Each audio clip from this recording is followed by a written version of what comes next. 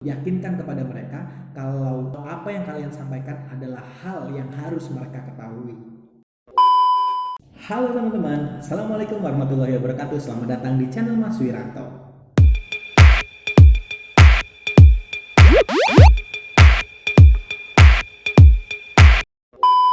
Nah teman-teman, pada video kali ini aku akan sedikit memberikan tips bagaimana sih presentasi yang baik. Sebelum kita lanjut videonya, silahkan klik tombol subscribe dan nyalakan loncengnya. Jadi ketika kita presentasi banyak banget gangguan-gangguan yang kita temui. Ketika kita mau presentasi pastinya kita ingin diperhatikan oleh orang lain, diperhatikan dengan orang lain agar hal-hal yang kita presentasikan bisa tersampaikan kepada orang lain dan orang lain paham akan apa yang kita sampaikan pada presentasi tersebut. Tetapi seringnya kita dicuekin, gak ada orang yang dengerin, pada asik sendiri, ngobrol sendiri, main HP sendiri. Kadang kayak gitu kan ya. Aku juga pernah kayak gitu waktu dulu. Padahal kita udah percaya diri nih, kita udah siap, udah kayak mantep banget gitu buat presentasi. Tapi kayaknya audiennya kurang percaya sama kita. Makanya akhirnya saya mempelajari bagaimana sih presentasi yang baik. Lanjut, masuk ke tips-tips yang akan saya sampaikan pada video kali ini. Tips yang pertama, siapkan diri kita agar berpenampilan lebih menarik. Jadi sebelum presentasi pastikan semua baju kita sudah digosok, sudah rapi, kemudian sepatu sudah disemir, jadi semuanya sudah mengkilap rapi. Kemudian gunakan perhiasan-perhiasan sewajarnya saja. Nah, kalau teman-teman di tangan masih banyak perhiasan seperti cincin, gelang dan lain sebagainya, lebih baik dilepas terlebih dahulu agar orang-orang lebih fokus kepada kita, bukan kepada pernak-pernik perhiasan kita. Begitu. Kemudian tips yang kedua yaitu media presentasi.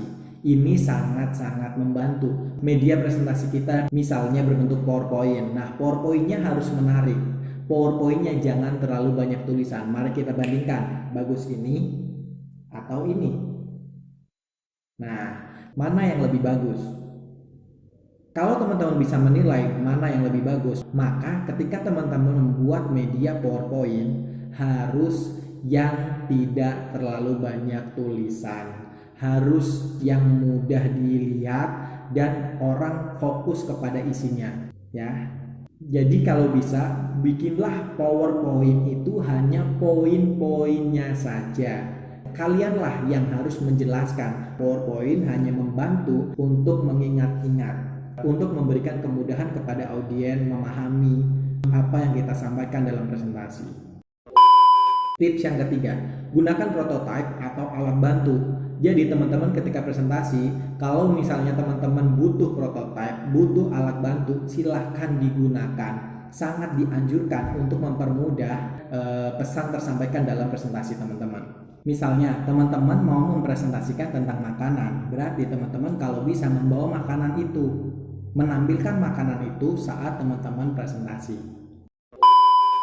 Tips yang keempat adalah pembukaan yang menarik. Jadi ketika teman-teman mau presentasi, lebih baik teman-teman membuka presentasi tersebut dengan hal-hal yang menarik agar pandangan seluruh audiens di dalam ruangan presentasi tersebut tertuju kepada kita. Kita cari perhatian agar mereka memperhatikan kita. Jadi ilmu cari perhatian di sini sangat bermanfaat. Misalnya, teman-teman bisa menggunakan pantun, bernyanyi, kemudian puisi dan lain sebagainya. Yang penting hanya sebentar karena hanya untuk pembukaan. Kemudian tips yang kelima adalah diksi, intonasi dan ekspresi. Diksi atau pemilihan kata itu sangat penting ketika kita presentasi agar apa yang kita sampaikan itu mudah dipahami. Kalau misalnya kita mempresentasikan di depan orang-orang yang sebidang ilmunya dengan kita, maka kita bisa menggunakan istilah-istilah dalam bidang kita, istilah apapun. Tetapi kalau audiens yang mendengarkan kita saat kita presentasi adalah audiens umum dari berbagai kalangan, dari berbagai bidang ilmu, maka alangkah lebih baiknya kata yang dipilih untuk digunakan dalam presentasi tersebut harus yang umum, yang mudah dicerna oleh banyak orang. Nah, terkait intonasi dan ekspresi, jadi teman-teman ketika mau mempresentasikan sesuatu harus menggunakan intonasi yang pas dan disertai juga dengan ekspresi yang pas. Jangan flat. contoh yang flat. Dunia sekarang sedang mengalami permasalahan besar yaitu pandemi COVID-19. Nah, di Indonesia sendiri sudah lebih dari 8.000 kasus. Nah, itu contoh yang flat. Kalau yang intonasi dan ekspresif seperti ini. Dunia sedang mengalami permasalahan besar. Permasalahan besar tersebut adalah pandemi COVID-19. Di Indonesia sendiri sudah lebih dari 8.000. Nah, itu salah satu contoh. Tapi teman-teman bisa improve sendiri dan bisa lebih baik dari itu. Kemudian tips yang keenam adalah kontak dengan audien. Nah, kontak dengan audien ini sangat dibutuhkan sehingga audien juga merasa diperhatikan. Jangan pernah kita presentasi hanya menghadap ke atas, ke bawah. Tataplah mata mereka. Apalagi kalau misalnya teman-teman untuk lomba atau misalnya penilaian, tataplah mata juri. Yakinkan kepada mereka kalau apa yang kalian sampaikan adalah hal yang harus mereka ketahui. Jadi gitu. Istilahnya, ketika kita ingin diperhatikan orang lain, kita harus memperhatikan orang lain juga.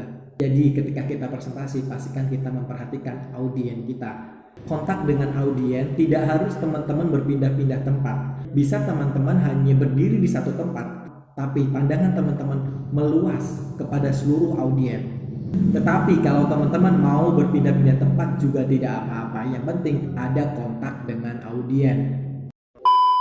Tips yang ketujuh atau yang terakhir adalah penutup yang menarik. Jadi ketika presentasi sudah dibuka dengan menarik, maka ditutup dengan menarik agar semua orang akan terkesima juga dengan apa yang kita presentasikan. Misalnya kita dengan menyampaikan beberapa quotes yang sesuai dengan topik yang kita bicarakan pada hari itu.